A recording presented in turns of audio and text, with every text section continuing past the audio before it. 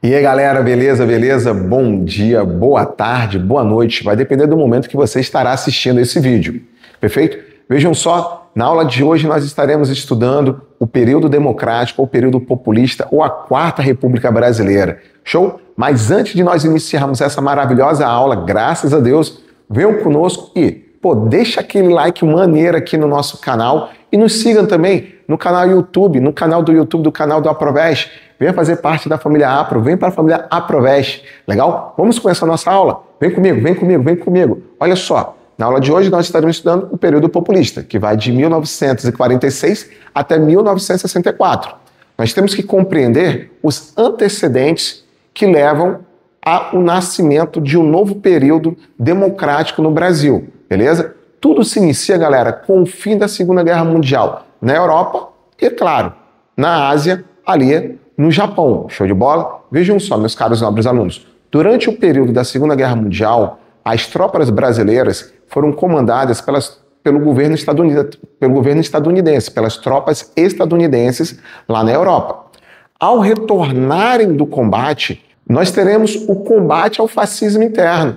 Que é o que, Gigi, o combate ao fascismo interno? É o combate ao governo Vargas. Vargas, ele era nazifascista. Vargas era adepto das ideias totalitárias do governo de Mussolini e de Hitler na Alemanha. Show de bola? Ao retornarem da guerra, nossas tropas vão fazer um combate a esse fascismo interno. É aí que nós teremos a junção de parte das tropas militares, parte da elite econômica brasileira, forçando o quê? O fim da Era Vargas, que é o nosso terceiro tópico aqui, ó.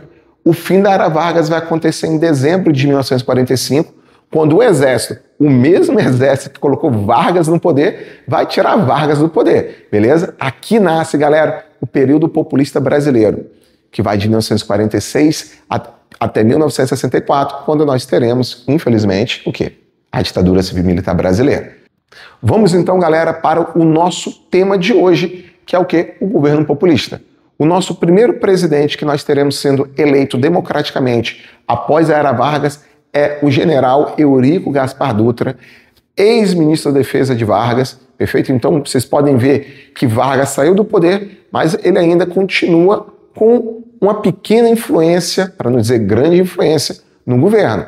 Dutra entra. Quem era Dutra? Ex-ministro da Defesa de Vargas, pertencente ao PSD. Logo de cara, quando Dutra chega ao poder, nós teremos aqui o surgimento da Guerra Fria, a chamada Guerra Fria, que foi uma disputa ideológica, né, entre a União Soviética e os Estados Unidos da América, perfeito?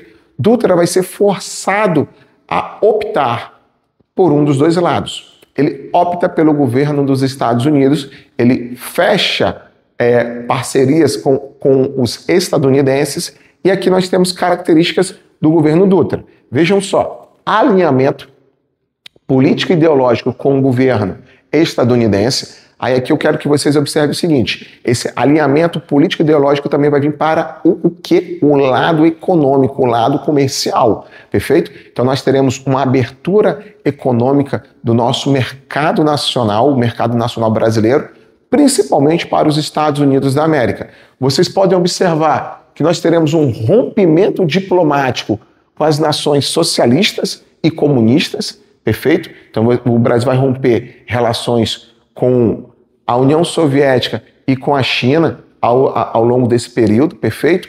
E nós teremos aqui, galera, um plano econômico nascendo, chamado Plano SALT, que tinha como objetivo, olha só como que as palavras, beleza? Falam conosco. Vamos aqui, ó. Vamos ver cada uma dessas letras que estão aqui no Plano SALT.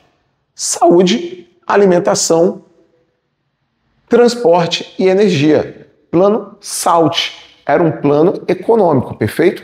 Também no governo Dutra vai surgir a Constituição de 1946, estabelecendo no Brasil uma república democrática com eleições a cada 5 anos, perfeito? Não tendo reeleição.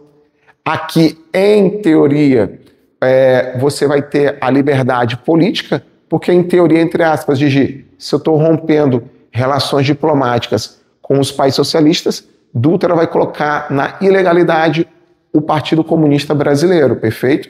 Então, por isso que, entre aspas, nós teríamos uma liberdade ideológica e política no Brasil. Acabando o governo Dutra, nós teremos o retorno de Getúlio Vargas para o poder, que é o nosso segundo presidente perfeito, eleito democraticamente pós-era Vargas. Agora, galera, presta bastante atenção, por favor, aqui, ó, bastante atenção. De 1951 até 1954, Vargas foi eleito democraticamente, bem diferente da era Vargas, onde ele ficou de 1930 até 1945 no poder. Então, de 30 a 34, governo provisório, Vargas foi eleito indiretamente. De 34 a 37, beleza? Período constitucional, Vargas também é eleito indiretamente. E de 37 a 45, Vargas chega ao poder por meio de um golpe, beleza? Um golpe de Estado conhecido como o quê? O Plano Collor, não foi? Vejam só, galera, aqui nós temos o quê? Nós temos o segundo momento de Vargas na história do Brasil, perfeito? É esse segundo momento que nós estaremos estudando na aula de hoje. Então, Vargas vai ficar no poder de 1951 até 1954, perfeito? Eleito democraticamente. Vargas era do PTB, Partido Trabalhista Brasileiro, show de bola, para apagar aquela imagem que ele construiu nos seus 15 anos de governo, no período anterior, ele vai adotar um caráter nacionalista, perfeito? Então, ele vai lutar pelo surgimento das estatais no Brasil. Gigi, você pode me explicar quais são essas estatais? Claro que eu posso explicar para os senhores e as senhoras. Vejam, Vargas vai criar a Petrobras, vai tentar criar a Eletrobras, perfeito? Várias outras estatais vão surgir durante o governo Vargas. Vargas vai tentar fazer a lei de remessa de lucros. Tudo isso eu vou explicar para os senhores e as senhoras agora.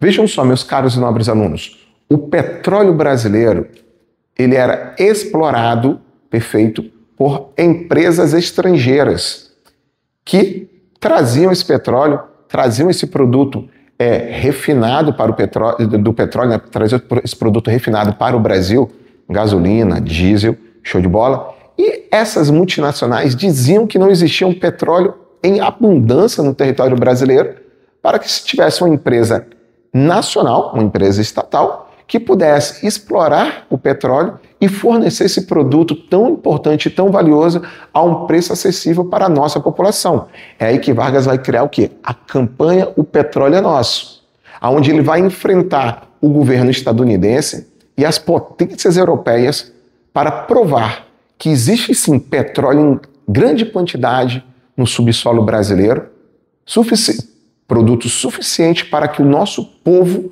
pudesse usufruir e se beneficiar dessa riqueza. Show de bola? Vai nascer a Petrobras, Vargas tenta criar a Eletrobras, que infelizmente ele também não consegue criar porque as empresas estrangeiras e os governos estrangeiros começam a pressionar Vargas para que Vargas desista da criação da Eletrobras, para que o nosso governo não controle a produção energética no Brasil, perfeito? Vargas vai tentar criar a lei de remessa de lucros. Gigi, o que foi a lei de remessa de lucros? Foi uma tentativa de Vargas obrigar que boa parte do dinheiro que as multinacionais conseguissem extrair do Brasil ficasse no Brasil e que a mínima parte fosse enviada para o país sede dessas multinacionais. Tudo isso iria beneficiar o crescimento econômico brasileiro. Claro, vocês têm que compreender que nesse exato momento, Vargas não tinha o apoio de grande parte da elite econômica brasileira, que essa elite nacional irá atrair o Brasil, tentando se alinhar com governos estrangeiros para derrubar Vargas, alegando que Vargas queria dar um novo golpe de Estado. É aí que nós teremos o quê? Os nacionalistas contra os entreguistas. Nacionalistas eram pessoas que lutavam pelo desenvolvimento econômico brasileiro, pelo industrialismo brasileiro. Os entreguistas eram pessoas que eram contra o desenvolvimento econômico e industrial brasileiro, dizendo que nós não tínhamos capacidade para tal e que nós deveríamos ser submissos às nações estrangeiras, principalmente os estadunidenses. Perfeito? Vejam só, meus caros nobres alunos, Vargas não vai aguentar essa pressão entre os governos estrangeiros em apoio com as elites econômicas nacionais e ele vai acabar tirando a própria vida, perfeito? É aqui que ele deixa a carta testamento, para que todos nós possamos ler na íntegra posteriormente. Nós vamos deixar aqui na descrição um link de acesso à carta testamento. Eu oriento que os senhores e senhoras leiam para vocês verem o quão emotivo, quão forte foi essa carta. Vargas tira a própria vida, Vargas, então, sai de cena, entra o seu vice-presidente, Café Filho, que posteriormente também vai renunciar, e nós teremos mais 2 presidentes aqui, até que nós teremos a eleição de Juscelino Kubitschek, JK, ex-governador de Minas Gerais, conhecido como o quê? O presidente boêmio, beleza? JK vai governar de 1955 até 1960. Vejam só, galera, quando JK chega ao governo, nós teremos aqui uma grande instabilidade no governo. Por quê, Gigi? Nós teremos uma tentativa de golpe para tirar JK do poder, beleza? É aí que nós teremos o saudoso e maravilhoso, o Marechal Lott. O Marechal Lott vai dar o golpe preventivo ou o golpe de novembro, impedindo que parte das alas militares derrubem o governo. JK vai sofrer, galera, várias tentativas de assassinato e de derrubada do seu governo, mas o Marechal Lott, graças a Deus, lutando pela democracia nacional brasileira, não permite que isso ocorra. Legal? Vamos então ver as principais características do governo JK. Vejam só, ele era desenvolvimentista. JK, que era do partido do PSD, o mesmo do Dutra, perfeito? Ele era desenvolvimentista. Levando em consideração, pegando a era Vargas, quero que vocês compreendam que ele seria nacionalista. Então, JK, ele defende o desenvolvimento econômico e industrial brasileiro. Legal? É aí que ele cria o seu slogan de campanha. 50 anos de progressos em 5 anos de desenvolvimento. Os 50 anos em 5. Legal? Onde ele cria o plano de metas, que era o desenvolvimento de várias áreas, que, segundo ele e sua equipe econômica, estratégicas para o desenvolvimento industrial e comercial do Brasil. Perfeito?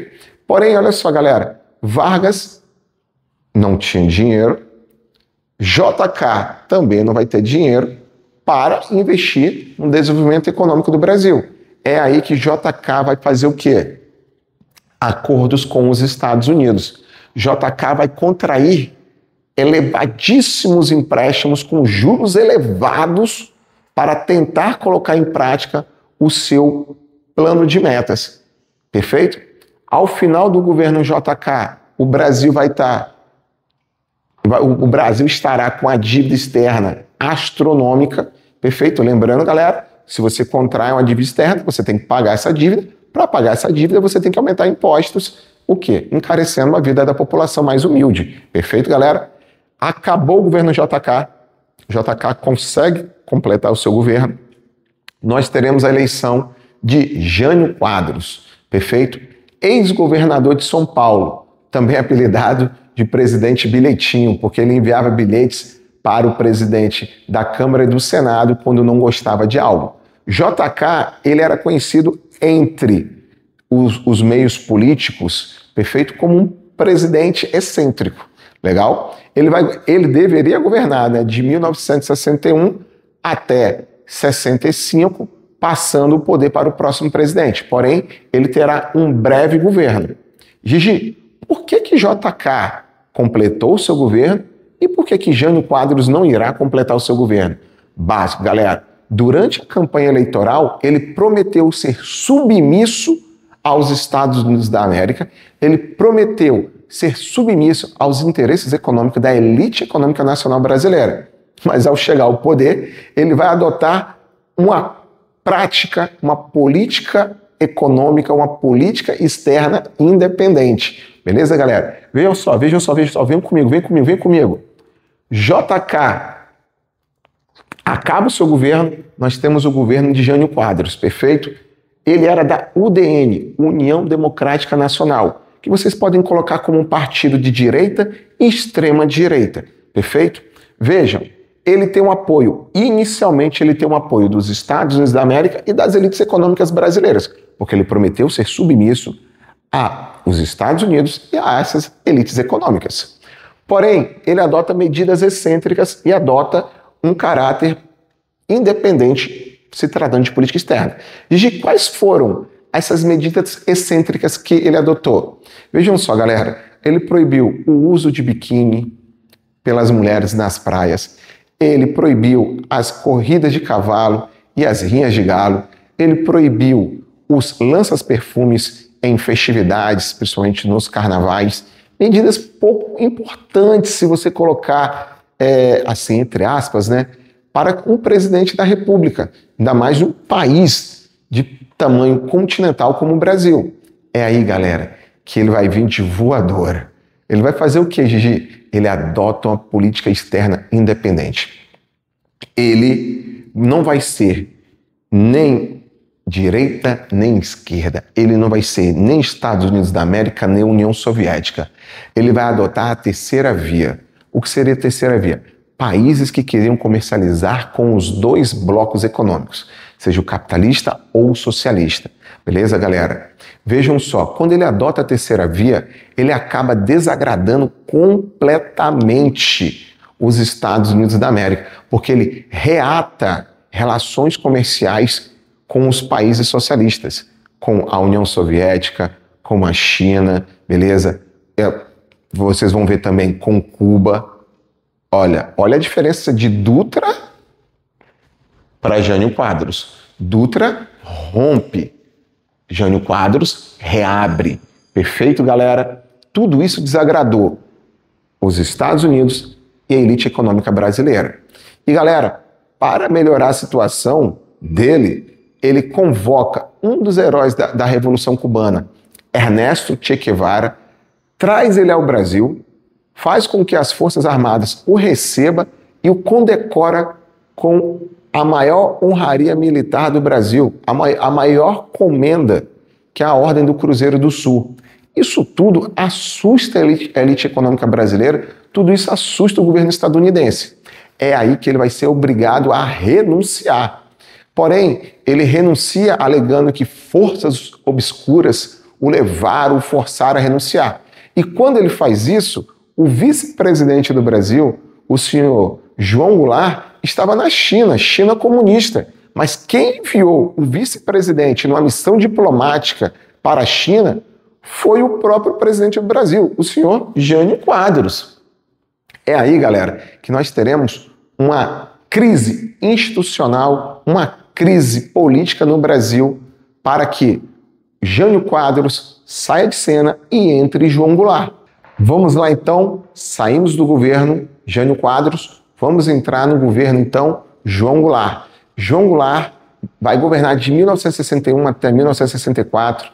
Ele é do PTB, Partido Trabalhista Brasileiro, o mesmo partido de Vargas, perfeito? Para falar a verdade, ele é o herdeiro político de Vargas. É aqui, galera, que quando ele renuncia, perfeito? Quando ele renuncia, ele estará na China, a mando de quem? Do ex-presidente do Brasil, o senhor Jânio Quadros. Jânio Quadros enviou o vice-presidente, o senhor João Goulart, para a China comunista para abrir um novo canal de comércio, um novo canal comercial e político. E ele renuncia aqui. Quando ele renuncia, ele cria uma crise política institucional. Porque Jânio Quadros renuncia, o vice-presidente João Goulart está na China, China comunista.